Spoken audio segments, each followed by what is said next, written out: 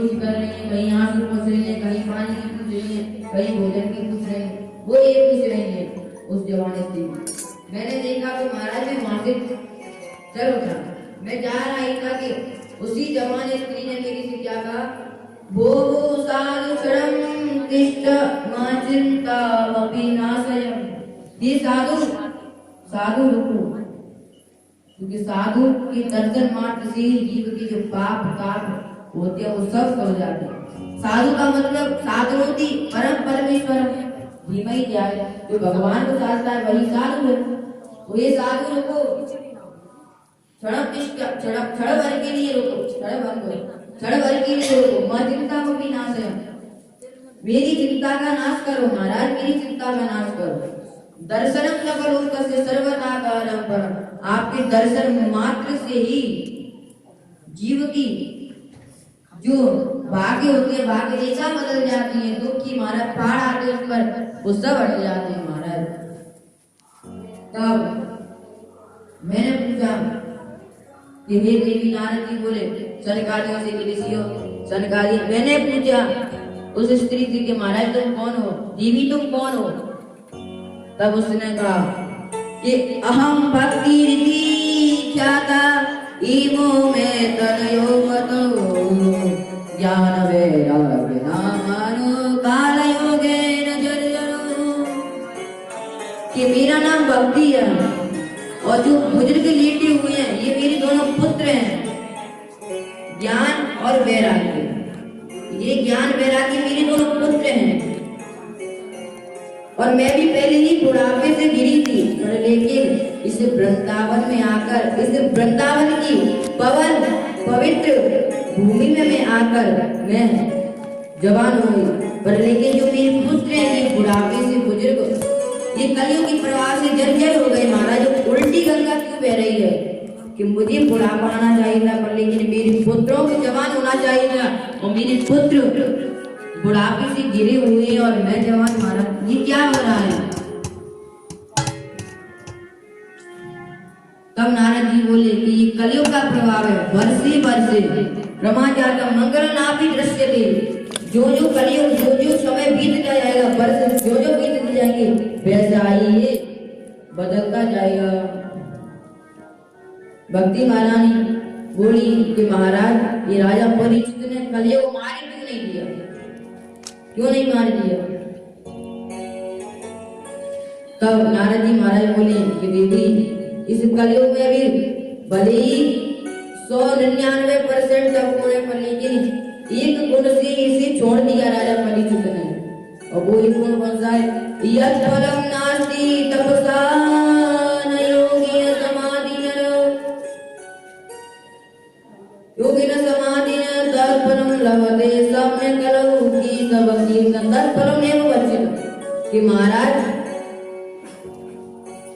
जो फल मतलब और योगों में समाधि से योगी लोग होते जो समाधि लगाते तपस्या करते हैं, वो फल जो मिलता है इस कलयुग में, ये सब कीर्तन भगवान के सिर्फ कीर्तन से ही वो फल प्राप्त हो जाता है।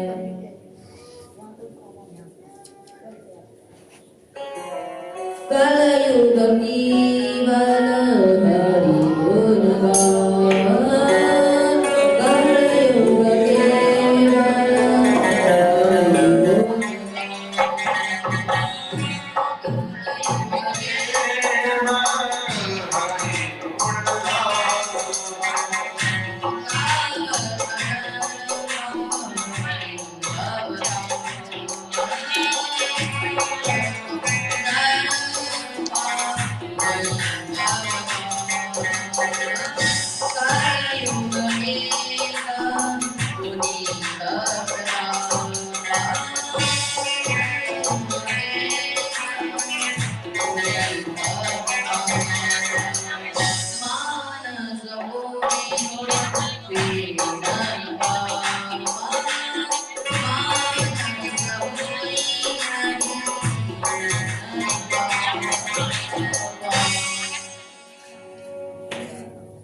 भक्ति महारानी बोली महाराज, नारद जी महाराज की स्तुति कर रहे हैं कि महाराज जयति जयति माया कायादवस्ते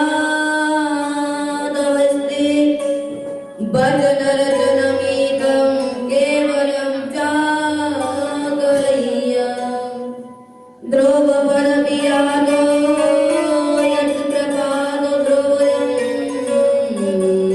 सकलकुशलपात्रं ब्रह्मपुत्रं नतास्मि।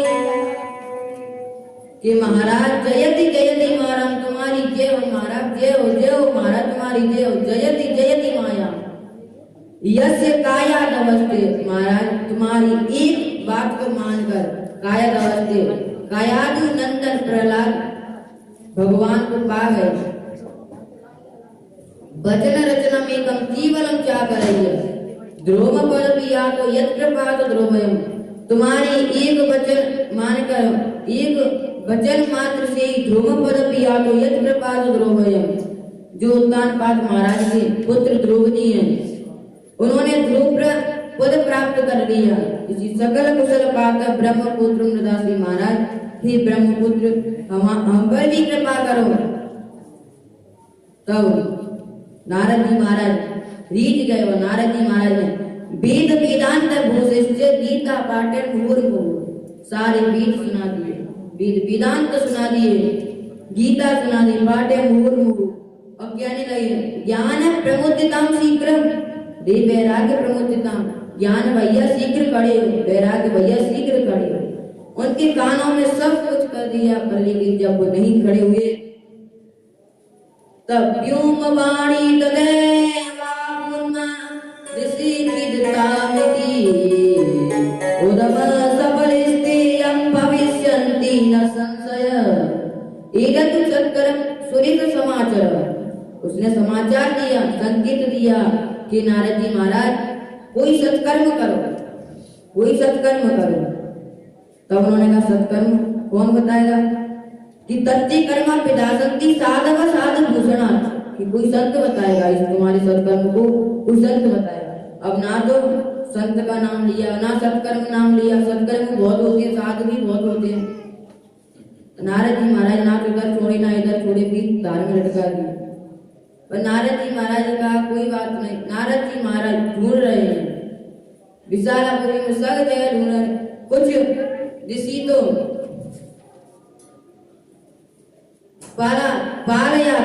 पलायन करे गए, कहीं पलायन यानी अपने शिष्यों से कह रहे हैं कि नारद जी महाराज आ गए, उनसे कह देना कि हमारे गुरु जी नहीं है।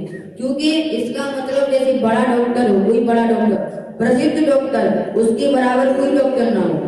अगर छोटी मोटी डॉक्टरों से दवाई पूछे तो वो छोटे मोटे डॉक्टर क्या जवाब देंगे कि जितना बड़ा डॉक्टर हमारे पास आ रहा है। वैसे नारद जी महाराज जैसे संत कोई हुई नहीं है और नारद जी महाराज सब संतों के पास जा रहे हैं। तो संत सब पलायन कर रहे हैं कि हमारे गुरु जी शिष्य कह रहे हैं हमारे गुरु जी यात्रा करने चले गए, हमारे गुरु जी ने मौन धारण कर लिया, हमारे गुरु जी ने समाधि लगा ली, इधर उधर भटक रहे। परेशान हो गए नारद जी महाराज। नारद जी महाराज ने मन बना लिया कि जहाँ विशालापुरी, जहाँ क्षेत्र में नर नारायण भगवान तपस्या कर रहे हैं वहां पर चलो और उनसे ही पूछेंगे। जा ही रहे थे कि बीच में ही सनत जी महाराज सनातन कुमार मिले गए सत्संग करते हुए। उनके पास गए, उनसे पूछा कि महाराज ईसा भूम्रंगमात्रीण द्वारपालो हरे पुरा भूमो निपतितो सद्यो यत्पादं पुरं गतो। ईसा भूम्रंगमात्रीण महाराज तुम्हारी प्रकृति तन की ही टीढ़ी नैन की टीढ़ी हुई, उसी के मात्र से हरेपुरा जो भगवान विष्णु के बालवन जय विजय थे उनको 3 जन्म का राक्षस बनने का श्राप मिल गया। निपति तो सत्य उत्पादन परम तो महाराज अब तुम ही जैसे संत बता सकती हैं। कब सनत जी महाराज बोलेंगे मां चिंता कुरु जीवर हर्ष चिंतु समावय उपाय तो सत्य उत्तर वर्तते पूर्वे वही। अपनी चिंता को त्याग दो, मां चिंता कुरु जीवर, तुम्हारी चिंता का उपाय मिल गया है, वो सत्कर्म भी मिल गया है। कौन सा सत्कर्म है? बोले महाराज कौन सा? कि श्रीमद् भागवत रापस सुखा देवी, जो श्रीमद् भागवत सुखदेव जी महाराज ने परीक्षित के लिए परोसी थी, वही श्रीमद् भागवत है। तब नारद जी महाराज बोले कि महाराज जब मैंने गीत सुना दिए, भागवत में क्या है, वेद मंत्रों का ही इसमें वर्णन है। वेद मंत्र कल्प वृक्ष और भागवत है उसका परिकल्प्य फल। तो महाराज जब मैं वेद मंत्र सुना दिए, गीता सुना दी, तो उस भागवत से क्या होगा? तब कहने लगे नारद जी महाराज कि जैसे फल है, पेड़ है, अब पेड़ को तुम उगा दो, अब पेड़ की कहीं तुम पत्तों को चबाओ, तो या जो उस पेड़ के फल में जो स्वाद मिलेगा वो पत्तों में स्वाद कोई ना मिलेगा। जैसे वो पूरी घी से सिकती है, पूरी घी से सिकती है, और अगर तुम कहोगे घी खत्म हो गया, दूध ही लगा दो, क्योंकि दूध से ही घी बनता है, दूध ही लगा दो, क्या दूध में पूरी सिक जाएगी? दूध में पूरी सिक जाएगी? नहीं सिकेगी। तो वैसे ही जो काम भागवत से होता है वो काम वेद से नहीं होता है। जो काम घी से होता है वो दूध से नहीं होगा, भले ही दूध से घी बनता है। दूध को अगर दही डाल दोगे दही जम जाएगा, उसका मंथन करोगे तो घी निकल आएगा, दूध से ही बनता है घी। पर लेकिन जो काम घी से होता है वो दूध से थोड़ी ना हो पाएगा। जब नारद जी महाराज को ऐसे समझाया तब समझ में आई। आगे सूत जी महाराज इस तरह से कहते कि ऋषियों, भाग्योदयेन बहुजन समर्जितेन सत्संगम चलवते पुरुषो यदा वै अज्ञानव्रतमोहं तदान्तकारणं संविदाय हि तदोदयते विवेकः। भाग्योदयेन बहुजन को समर्जितेन सत्संगम चलवते पुरुषो यदा वै। जब हमारे कई जन्मों के भाग्य उदय होते हैं, उनके पुण्य एकत्रित होते हैं, जब हमें सत्संग का लाभ मिलता है, सत्संग करने को मिलता है, वो अज्ञान हेतु अंधकार नाश संविदाय ही तदोदयते विवेक। जो हमारे अंदर अज्ञान रूपी अंधकार छुपा हुआ है उसे ध्वस्त कर सकता है। सत्संग से क्या प्रभाव पड़ता है? विश्वामित्र वशिष्ठ जी, जैसे एक बार विश्वामित्र जी ने तपस्या की, वशिष्ठ जी ने सत्संग किया था। अब विश्वामित्र जी में वशिष्ठ जी में होड़ पड़ गई कि विश्वामित्र जी कहने लगे कि तपस्या बढ़ी है और वशिष्ठ जी कहने लगे कि सत्संग बढ़ा है। कहने दोनों में होड़ पड़ गई तो वो बोले कि चलो नारद शेष जी के पास चलते हैं, वही फैसला करेंगे, ये कहेंगे हम वो करेंगे। इधर दोनों गए तो शेष जी से पूछा तो शेष जी कहने लगे कि जो इस पृथ्वी को धारण कर लेगा उसी की पदवी बड़ी है। तो पहले विश्वामित्र जी से कहा, तो विश्वामित्र जी से कहा कि तुम अपनी तपस्या का संकल्प करके अपनी पूरी तपस्या की ताकत इसमें लगा दो। जब उन्होंने लगाई तो उन पर पृथ्वी नहीं होगी, वो बोले नहीं इसे रोको। तब शेष जी ने वेद धारण कर लिया। अब वशिष्ठ जी आए, वशिष्ठ जी से कहा अपने संकल्प लो कर और इसे धारण करो। जैसे उन्होंने संकल्प किया उन्होंने पृथ्वी को धारण कर लिया। अब विश्वामित्र जी बोले महाराज जवाब दो, तुम्हारे सामने जो कार्य हुआ है तुमको जवाब ही नहीं दिख रहा। हमने कहा जो इस पृथ्वी को धारण कर लेगा वही बड़ा है, तुम इस पृथ्वी को धारण नहीं कर पाए। वशिष्ठ जी ने इस पृथ्वी को धारण कर लिया तो सबसे सत्संग बड़ा है, तपस्या से सत्संग बड़ा है। इधर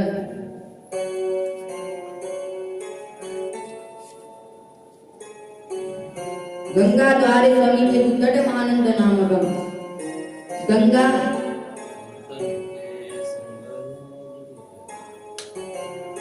संतन के